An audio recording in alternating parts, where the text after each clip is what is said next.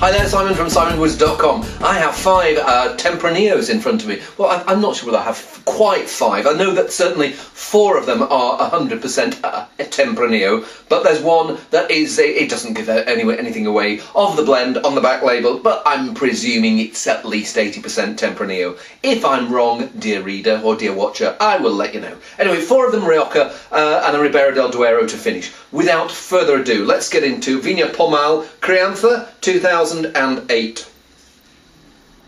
Well, I've just been having a look at the back labels of the 4 Riojas, and this is the one with the highest alcohol, and certainly when I stick my nose in there, it's got a slightly baked berry edge. I can't remember the precise details of 2008 vintage, but it almost feels like someone's left the fruit on the vine a bit too long, and it's lost a little bit of that freshness and gone into that, you know, when you make a crumble and those berry bits bake on the side. It's got a little bit of that character. And maybe I miss a little bit of freshness, but it does have the Rioja fragrance, that slight edge of orange peel and the bit of the vanilla in there, some of which will be from barrel, but I also think some of it from grapes and vineyard. Yeah, I think they've tried just a little bit too hard to get flavour into that. It's I miss some of that freshness. So what I'm left with, baked berry, there is a little bit of licorice, there's almost this roasted character. Some of the Rioja fragrance is flitting in and out, but I wish they picked it earlier just to keep a little bit more of those red fruits and spice flavours. They've slightly been muddied here. Okay, that was Crianza. Next 3 Riojas, all Reserva. This one is Marques de Valido, 2006, from Bodegas Muriel. I don't know if this is exclusive to the co-op in the UK, but I know that they've got a pretty keen offer on, and I think it's normally over 10 quid, and it's come down to 5.49. Is it one of those that should have been 5.49 anyway, rather than 10.99? Let's have a see.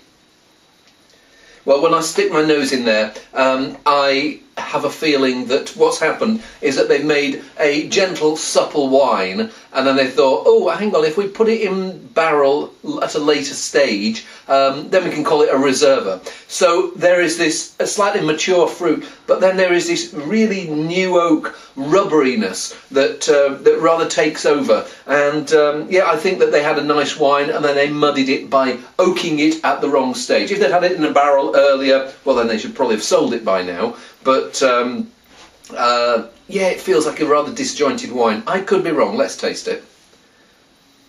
It may calm down, but for me that rubbery oak is just dominating it at the moment. The fruit behind is on the gentle side, and it really struggles to make any impact. So bits of it that I like. Yes, there is this vague plummy red berry, but the finish I'm left with is hard and rubbery. Not a successful wine. The oak that they've used is a bit too much on that young smoky bacon style. Feels like they've put something in a new barrel for too short a time rather than an old barrel for longer. Shame, and not good value even at the half price offer. Let's try a well-known name, Faustino. This is the Faustino Cinco, Faustino 5 Reserva, a year older, 2005. And this is what I expect from Rioja, a soft, mellow warmth. What I like about it is that it's not afraid to be ever so slightly old-fashioned. So there is this smooth vanilla mellowness. There is this bit of orange peel. There's those wild strawberry fruits, and there's a spice. And it's one of those that yes, it feels mellow, but it still feels it's got a lot to say for itself. And thinking back to the Pomal, which was trying to impress with over-ripeness, here there is freshness there. There's juiciness, there is that bit of bite, and sort of certainly I noticed the acidity coming through on the finish, that almost citrus-like acidity, which makes it food wine rather than sit there and sit by itself. But I mean, I like it. I mean, Faustino sometimes gets a bit of bad rap from wine writers because it's almost a bit too user-friendly at times. But here it's friendly, and it's very nice and friendly, and I certainly wouldn't mind spending an evening with it. Not high class, but class. Class. Next one, Pomal. Let's see if their Reserva 2005 can be an improvement on the 08 Crianza. So, yeah, as I said, this one 100% Tempranillo. And it's a fascinating contrast between these two. The Faustino is juicy and forward and friendly. This has got an extra layer of earthy meatiness, and it's the sense of the soil and the not too brash fruitness, for want of a better term, that I found in the first one, that is making it like a young, confident, vigorous wine. It's the sort of wine that you think, I really want to drink. I want to have like a large piece of roast lamb with this, and that lamb that they serve in Rioja, where they shove it in a baking hot oven for not very long, and this lamb just sort of goes, okay, I'm giving up, and falls apart and melts in the mouth. Perfect with a wine like this. Actually, I haven't tasted it. Is it perfect? It's not perfect, but it's pretty tasty. It's got this vigour about it, which youthful but grown-up vigour. It's one of those that's it's got a hairy chest, but it's not the hairs haven't started to go grey yet. There's a bounciness about that plummy dark fruit, and yes, it is more on the dark fruit side than the strawberries. There's a bit of red berries in there, but it's more on the wild strawberry than the fresh raspberry. And just when you think it's going to be a bit of a big bounder, it pulls its belt in with this nice taut acidity, and it's pretty smart wine.